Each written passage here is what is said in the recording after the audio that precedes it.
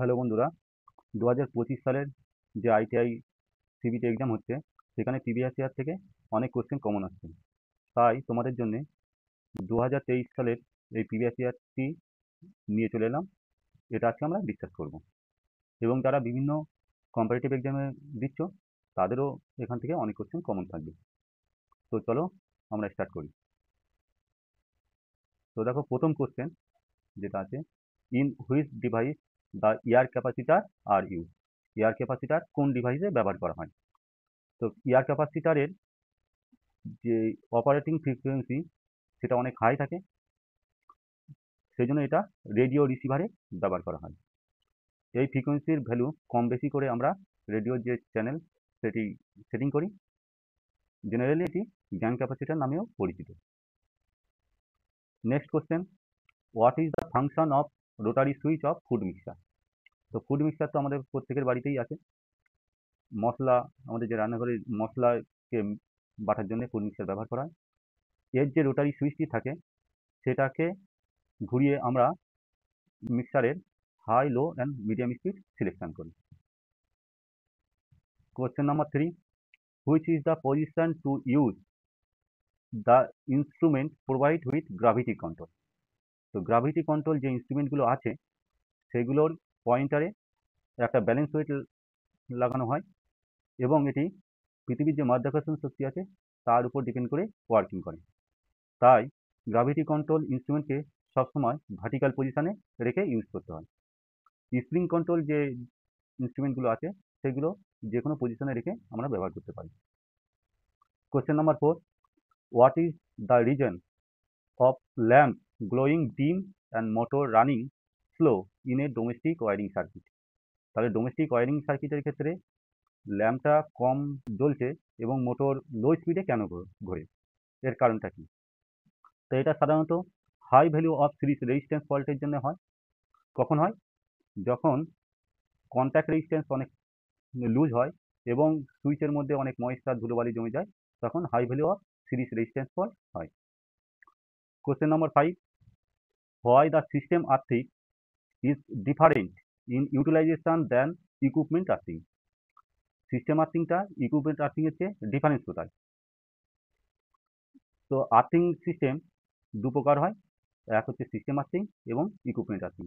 System earthing এর ক্ষেত্রে current carrying conductor, অর্থাৎ আমাদের যে ট্রান্সফরমার আছে তার যে স্টার পয়েন্ট, সেখান থেকে যে নিউট্রালটা বেরোয়, সেই নিউট্রালটা যখন আমরা আর্থিং করি সেটা সিস্টেম আর্থিং নামেই পরিচিত।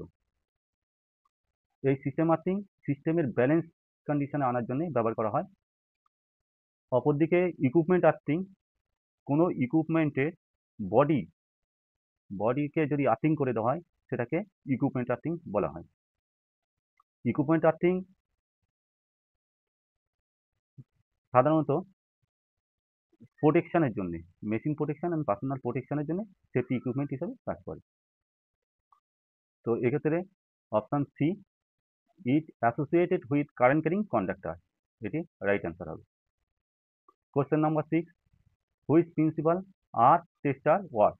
আর্থ টেস্টার কোন নীতির উপরে কাজ করে? আর্থ টেস্টার দিয়ে আমরা আমাদের যে আর্থিং আছে সেই আর্থিংয়ের রেজিস্ট্যান্স মেজারমেন্ট করি। Earth tester fall of potential এই ধর্মের উপরে ভিত্তি করে ওয়ার্ক করে। Question number 7, how many 2A switch are required in go down wiring circuit to control 4 lamp.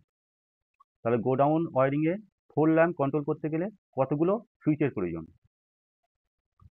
Go down ওয়ারিংয়ের ক্ষেত্রে যতগুলো ল্যাম্প থাকে বা লোড থাকে, 2A সুইচ তার চেয়ে একটা কম প্রয়োজন হয়। এক্ষেত্রে 4 ল্যাম্পের কথা বলা হয়েছে, তাহলে আমাদের 2A সুইচ লাগবে 4-1, অর্থাৎ 3টে 2A সুইচ লাগবে এবং একটা 1A সুইচ লাগবে। Option B correct answer. Next question, what is the relation between primary voltage E1 V1 and secondary voltage E2 V2 in ideal transformer.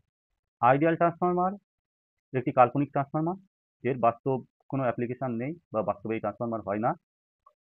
আমাদের বিভিন্ন ক্যালকুলেশনের সুবিধার্থে আমরা এই ট্রান্সফরমারকে কল্পনা করিনি। তো আইডিয়াল ট্রান্সফরমারে কোনো ওয়াইন্ডিং লস থাকে না এবং লিকেজ ফ্লাক্স থাকে না। তার জন্যে এর প্রাইমারি ভোল্টেজ V1 এবং প্রাইমারি ইনডিউস ইএমএফ E1 সমান হয় এবং সেকেন্ডারি ইনডিউস ইএমএফ E2 এবং সেকেন্ডারি ভোল্টেজ অর্থাৎ লোড ভোল্টেজটা সমান হয়। Option C right answer.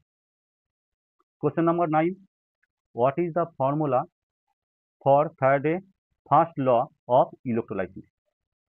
ইলেকট্রোলাইসিসে ফ্যারাডের ফার্স্ট ল অনুযায়ী কোনো একটা ইলেকট্রোড থেকে যে ভরের সাবস্ট্যান্স অথবা আয়ন লিবারেট হয় অথবা ডিপোজিট হয় সেটি কোয়ান্টিটি অফ ইলেকট্রিসিটির সঙ্গে সমানুপাতিক হবে। যেমন M equal to ZIT। M হচ্ছে mass of substance or ion, Z equal to electrochemical equivalent, I সমান সমান কারেন্ট এবং টি সমান সমান টাইম। এখানে আই অ্যান্ড টি এই দুটো মিলে কোয়ান্টিটি অফ ইলেকট্রিসিটি অর্থাৎ Q. Next question, which property of magnet is illustrated? এই ছবিতে ম্যাগনেটের কোন বৈশিষ্ট্য দেখানো হয়েছে? দেখো এটা একটা বার ম্যাগনেট এবং কোনো বার ম্যাগনেটকে যদি এইভাবে ফ্রিলি ঝুলিয়ে রাখা হয় তাহলে এটা উত্তর দক্ষিণ মেরু দিকে মুখ করে দাঁড়িয়ে থাকে। তো এটা দিক নির্ণয় করে। চুম্বকের এটা দিক নির্ণয় ধর্ম। তো option B directive property answer হবে। এবং আমাদের যে নাবিকরা আছে তারা চুম্বকের এই ধর্মটাকে কম্পাসে ব্যবহার করে। Question number 11, what is the name of transformer? এই ট্রান্সফরমারটির নাম কি? এটা এয়ার কোর ট্রান্সফরমার, হাই ফ্রিকোয়েন্সির ক্ষেত্রে কাজে লাগে। Option C right answer. Next question, what is the magnetron tube filament voltage use in microwave oven? তাহলে মাইক্রোওয়েভ ওভেনের সাহায্যে আমরা সাধারণত খাবার গরম করি। তো এর যে ম্যাগনেট্রন টিউব ফিলামেন্ট থাকে সেটি হাই ফ্রিকোয়েন্সি ইলেকট্রিক ওয়েভ তৈরি করে এবং এর যে ভোল্টেজ থাকে সেটা 3.2 ভোল্ট এসি থাকে। Next question, what is the name of tool? এই টুলসটির নাম কি? দেখো এটা ডায়াগোনাল কাটিং প্লেয়ার। এটি ইলেকট্রিক যে ওয়্যার হয় সেই ওয়্যারকে কাটতে ব্যবহার করা হয়। Question number 14, which part of underground cable is protect the metallic sheath against the corrosion? তাহলে আন্ডারগ্রাউন্ডের কেবিলের মেটালিক সিটকে করোশনের হাত থেকে রক্ষা করতে কি ব্যবহার করা হয়? তো এটা ক্ষেত্রে বেডিং ব্যবহার করা হয়, বেডিং লেয়ার, যেটা জুট বা হেসিয়ান টেপ দিয়ে তৈরি হয়। Next question, what is the expansion of ECC? ইসিসির full form earth continuity conductor. এটা কোনো ইলেকট্রিক্যাল যন্ত্রাংশকে আর্থিংয়ের জন্য এই তারটি ব্যবহার করা হয়।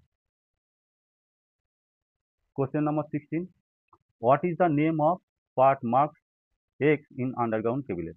আন্ডারগ্রাউন্ড কেবিলের এই যে এক্স যে মার্কটা করা হয়েছে এটা কি সেটা বলা হয়েছে।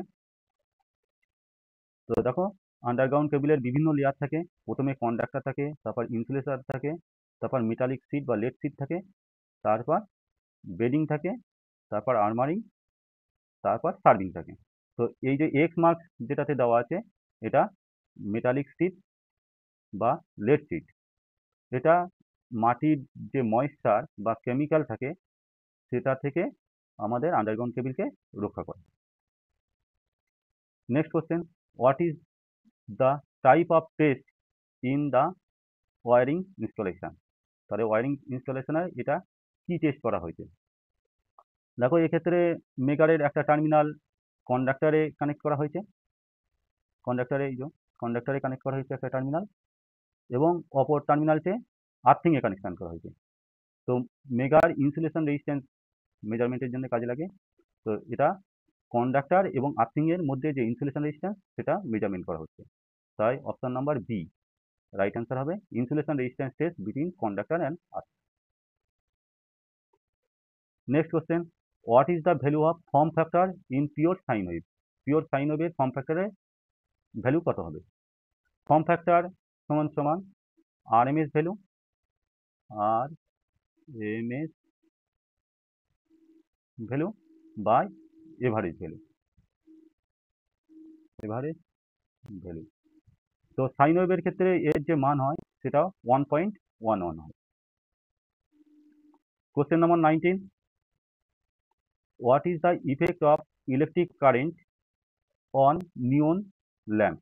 নিয়ন ল্যাম্পের মধ্যে ইলেকট্রিক কারেন্ট গেলে কি প্রভাব পড়ে? নিয়ন ল্যাম্পের মধ্যে নিয়ন গ্যাস ফিল করা থাকে, তো এর মধ্যে দিয়ে যখন কারেন্ট যায় গ্যাসটি আয়নাইজেশন হয়, gas ionisation effect, right answer. What is the part of marks as x in BH curve? তাহলে বিএইচ কার্ভের যে এক্স মার্কস করা হয়েছে এটার নাম কি? দেখো এটা বিএইচ কার্ভ বা হিস্টেরিসিস লোড, তো এটা ম্যাগনেটাইজিং ফোর্স এইচ এবং ফ্লাক্স, ম্যাগনেটিক যে ফ্লাক্স হয় সেটা বি এর মধ্যে প্লট করা হয়। কোনো ইলেকট্রোম্যাগনেটিক ফ্লাক্সটা কমপ্লিটলি নিউট্রালাইজ করতে যে ফোর্সের দরকার হয় তাকে কোয়ার্সিভ ফোর্স বলে বা কোয়ার্সিভিটি বলে। এখানে দেখো যেখানে এক্স মার্ক করা হয়েছে এখানে ম্যাগনেটিক যে ফ্লাক্স সেটা জিরো, এবং এই ম্যাগনেটিক ফ্লাক্স জিরো করার জন্য যে ফোর্সটা দেওয়া হয়েছে সেটা এখান থেকে এই জিরো থেকে এইটুকু ফোর্স, তো এই ফোর্সটাকে কি বলা হয়? কোয়ার্সিভিটি। তো আমাদের option A correct answer. Question number 21, what is the indication of neon polarity indicator use for check AC supply? তাহলে এসি সাপ্লাই চেক করার সময় নিয়ন পোলারিটি ইন্ডিকেটর কেমন হয়? নিয়ন পোলারিটি ইন্ডিকেটর আমরা যে টেস্টার ব্যবহার করে সেটাই। তো এটা যখন এসি সাপ্লাই এ আমরা কানেক্ট করি তখন এর যে দুটো ইলেকট্রোড হয় বোথ ইলেকট্রোড গ্লো করে, কিন্তু যখন নিয়ন টেস্টারকে আমরা ডিসির সঙ্গে কানেক্ট করি তখন এটার শুধুমাত্র নেগেটিভ যে ইলেকট্রোড আছে সেটা গ্লো করবে। Next question, what is the name of soldering method? দেখো এটা সোল্ডারিং গান, তো এই প্রসেস সোল্ডারিং পদ্ধতিটাকে সোল্ডারিং গান মেথড বলা হয়েছে। Why ferrite core is use in radio receiver? Radio রিসিভারে ফ্রাইড কোর কেন ব্যবহার করা হয়? ফ্রাইড কোরের কি আছে, কনস্ট্যান্ট লস অনেক কম হয়, তাই এটা রেডিও রিসিভারে ব্যবহার করা হয়।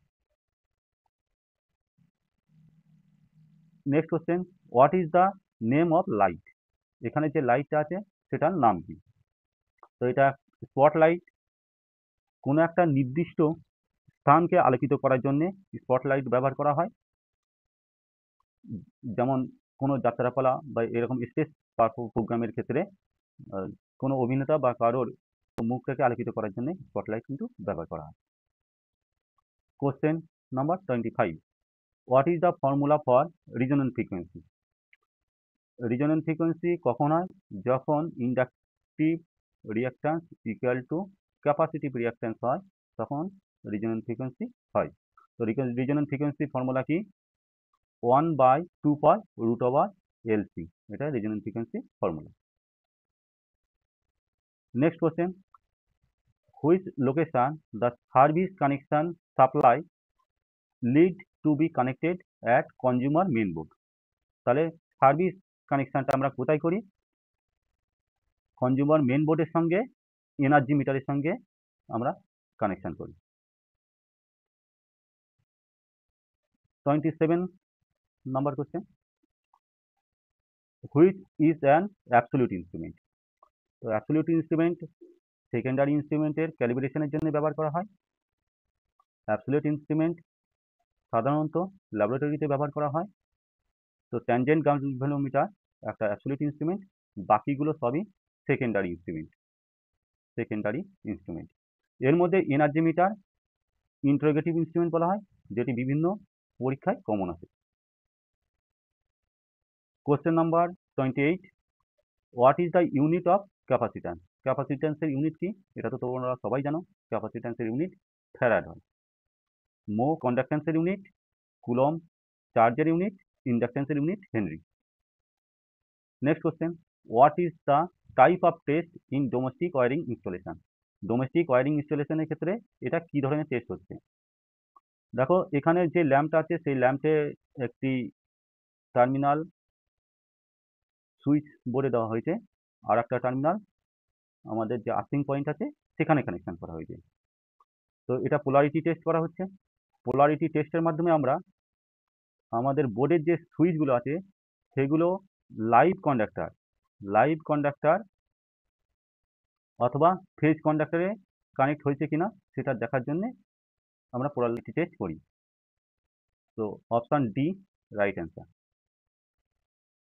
Question number 30, what is the permissible leakage current in domestic wiring installation? Domestic wiring ইনস্টলেশনের ক্ষেত্রে পারমিসিবল লিকেজ কারেন্ট কত হয়? তো এটা option B 1/5000 of full load current. Full load কারেন্টে 1/5000 গুণ কারেন্ট, সেটা পারমিসিবল কারেন্ট হবে। Question number 31, which instrument is use to test new domestic wiring installation? নতুন ডোমেস্টিক ইনস্টলেশন টেস্ট করার জন্য কোন যন্ত্র ব্যবহার করা হয়? তো এটার জন্য আমরা সবাই জানি মেগার ব্যবহার করা হয় ইনসুলেশন রেজিস্ট্যান্স টেস্টের জন্য। Next question, what is the name of relay? এই রিলেটির কি নাম? দেখো এটা ড্রাই রিড টাইপ রিলে। এটা সাধারণত একটি ইলেকট্রোমেকানিক্যাল রিলে, যেটি হাই ভোল্টেজ ব্যাটারি চার্জিংয়ের ক্ষেত্রে ব্যবহার করা হয়, ডিজিটাল সুইচিং হিসাবে ব্যবহার করা হয়। Next question, which formula is use to calculate the impedance of A RLC series circuit? RLC series সার্কিটের ইম্পিডেন্সটাকে ক্যালকুলেট করার জন্য কোন সূত্র ব্যবহার করা হয়? ইম্পিডেন্স বলতে এসি সার্কিটের কারেন্টের যে টোটাল বাধা হয় তাকে আমরা ইম্পিডেন্স বলি, এবং এটা জেড দিয়ে প্রকাশ করি। তো ইম্পিডেন্স সমান দেখো Z equal to √R² plus XL minus XC, inductive reactance minus capacitive reactance তার হোল স্কোয়ার হয়। তো যদি এক্ষেত্রে ক্যাপাসিটিভ রিয়াকট্যান্স অর্থাৎ এক্সসিটা বড় হয়, সেক্ষেত্রে আমাদের ফর্মুলা এক্সসি মাইনাস এক্সএল হবে।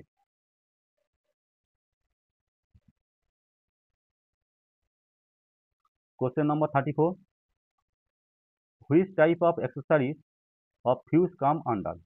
ফিউজ কোন ধরনের অ্যাক্সেসরিজ? ফিউজ সাধারণত আমাদের সেফটির জন্যই ব্যবহার করা হয়, শর্ট সার্কিট এবং ওভারলোড প্রোটেকশন হিসেবে ব্যবহার করা হয়, সেই জন্য এটা সেফটি অ্যাক্সেসরিজ। ল্যাম্প হোল্ডার, এগুলো হোল্ডিং অ্যাক্সেসরিজ। আমাদের ফ্যানের যে রেগুলেটর আছে সেটা কন্ট্রোলিং অ্যাক্সেসরিজের মধ্যে আসবে। Next question, what is the reason for moving coil meter having uniform scale? Moving coil মিটারের যে deflection torque TD proportional to I, অর্থাৎ ডিফ্লেকশন টর্কটা কারেন্টের সঙ্গে সমানুপাতিক হয়, এই জন্য এর স্কেলটা কি হয়? ইউনিফর্ম হয়। তো option A correct answer, deflection torque directly proportional to the current. Question number 36, what is the name of drill bit? তো ড্রিল দিয়ে আমরা বিভিন্ন জায়গায় হোল করা বা গর্ত করার জন্য কোনো কাঠ বা মেটালের মধ্যে বা দেয়ালে হোল করার জন্য আমরা ব্যবহার করি। তো সেই ড্রিল বিটের কি নাম এটা জানতে চাওয়া হয়েছে।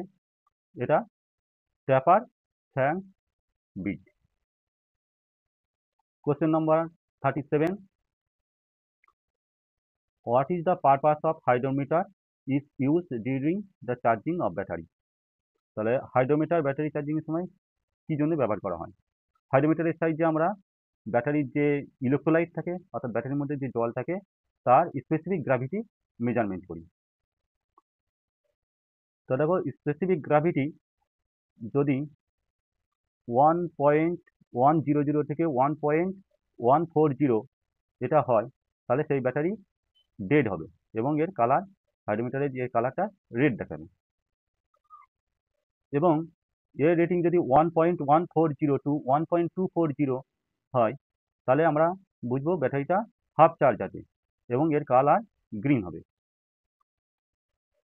হাইড্রোমিটারের রেটিং যদি 1.1240 টু 1.1280 হয়, তাহলে বুঝবো ব্যাটারিটা ফুল চার্জ আছে এবং এর কালার ইয়েলো হবে। তো এখানে option D, determine the specific gravity of electrolyte, right answer হবে। আজকে last question, what is the reciprocal of inductance in AC parallel circuit? AC parallel সার্কিটের রিসিপ্রোকাল কি হবে? দেখো এটা অ্যান্সার হবে সাসেপ্টেন্স, যেটা 1/XL হয়। আজকে আমরা থিওরির এই 38 কোশ্চেন নিয়ে আলোচনা করলাম। নেক্সট ভিডিওতে আমরা ইডি, ইভিএস এবং ড্রয়িংয়ের কোশ্চেন নিয়ে আলোচনা করব। কোনো কিছু তোমাদের জানার থাকলে কমেন্ট বক্সে কমেন্ট করে জানাও। আরও নতুন নতুন এরকম ভিডিও পেতে চাইলে আমাদের চ্যানেলটিকে সাবস্ক্রাইব করো এবং বন্ধুদের মধ্যে শেয়ার করে দাও। সবাই অনেক ভালো থেকো, দেখা হবে নেক্সট ভিডিওতে।